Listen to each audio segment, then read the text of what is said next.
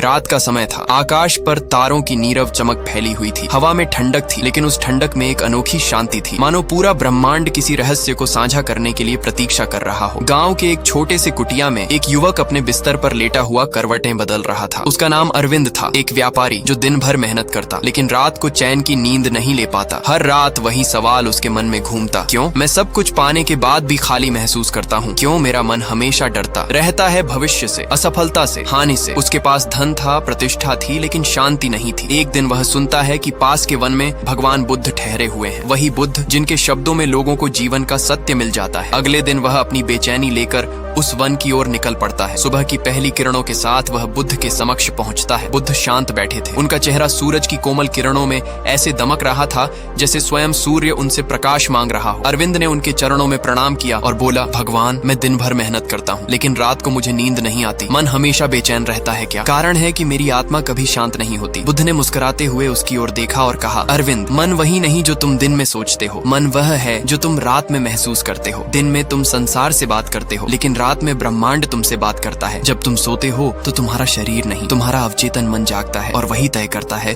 कि तुम्हारा आने वाला जीवन कैसा होगा। अरविंद चौंका, तो क्या मैं नींद में भी अपनी किस्मत बदल सकता हूँ? प्रभु बुद्ध ने उत्तर दिया, हाँ, लेकिन पहले यह समझो कि नींद क्या है। नींद केवल शरीर का विश्राम नहीं है, यह आत्मा का मिलन है, आत्मा और ब्रह्मांड के बीच का संवाद। हर रात जब तुम सोते हो, तुम्हारा चेतन मन जो दिन भर भागता रहता है शांत हो जाता है, तब तुम्हारा अवचेतन मन ब्रह्मांड की शक्ति से जुड़ता है। इसीलिए जो व्यक्ति अपने हृदय में सकारात्मक भाव लेकर सोता है, वह ब्रह्मांड से वैसी ही ऊर्जा आकर्षित करता है। बुद्ध ने मिट्टी पर एक रेखा खींची और बोले, यह रेखा तुम्हारे विचार हैं। अगर यह सीधी रहेगी तो तुम्हारा जीवन भी संतुलित रहेगा, लेकिन अगर तुम रात में भय, क्रोध, चिंता या ईर्ष्या लेकर सोओगे तो यह रेखा टेढ़ी हो जाएगी और अगली सुबह तुम्हारा मन उसी विकृत ऊर्जा से भरा होगा। अरविंद ध्यान पूर्वक सुन रहा था। बुद्ध ने आगे कहा, नींद वह दरवाजा है जहाँ कर्म और विचार मिलते हैं। जब तुम आंखें बंद करते हो, तुम्हारे भीतर के सारे विचार, अच्छे या बुरे, ब्रह्मांड की शक्ति में समा जाते हैं।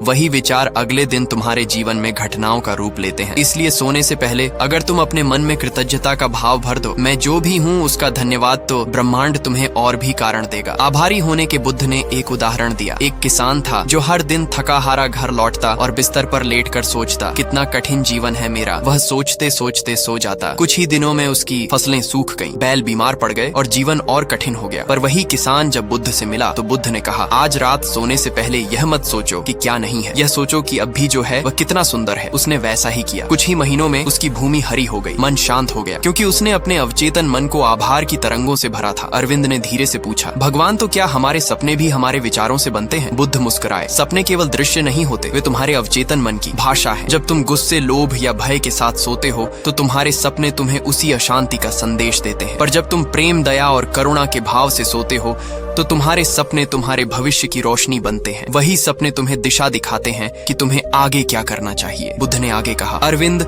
आज से 3 बातें याद रखना। पहली, जब भी सोने जाओ अपने दिन का हिसाब मत लो कि क्या कमी रही, बल्कि यह सोचो कि क्या सीखा। दूसरी, अपने हृदय में यह भावना रखो कि मैं ब्रह्मांड का एक अंश हूँ और ब्रह्मांड मेरी सुनता है। तीसरी, जब आंखें बंद करो तो अपने श्वास पर ध्यान दो और भीतर कहो, शांति मुझ में है, प्रकाश मुझ में है। यही ध्यान तुम्हारे मन को ब्रह्मांड से जोड़ देगा। बुद्ध की वाणी में वह शांति थी जो मन के भीतर तक उतर जाए। अरविंद की आंखों से आंसू बह निकले। भगवान, मैं आज पहली बार समझ पाया कि नींद कोई साधारण बात नहीं, यह तो साधना है। बुद्ध ने कहा, हाँ अरविंद, जब तुम नींद को साधना बना लोगे तब तुम्हारा हर स्वप्न आशीर्वाद बन जाएगा। याद रखो, सोने से पहले तुम्हारा आखिरी विचार तुम्हारे आने वाले कल की शुरुआत तय करता है। रात हुई, अरविंद अपने घर लौटा। उस रात उसने पहली बार सोने से पहले खुद से कहा, मैं शांत हूँ, मैं पूर्ण हूँ, मैं कृतज्ञ हूँ। उसकी सांसें धीमी हुई, मन स्थिर हुआ और वह गहरी नींद में चला गया। अगले दिन जब वह जागा, उसे ऐसा लगा मानो कोई बोझ उतर गया हो। मन हल्का था, चेहरा प्रसन्न था। उसी दिन से उसका जीवन धीरे धीरे बदलने लगा। व्यापार में सुधार हुआ, रिश्तों में मिठास आई और सबसे बढ़कर उसके भीतर शांति का एक स्थायी झरना बहने लगा। बुद्ध के उपदेश की गूंज उसके जीवन का मार्ग बन गई। रात को जब सब सोते हैं तब केवल वही जागता है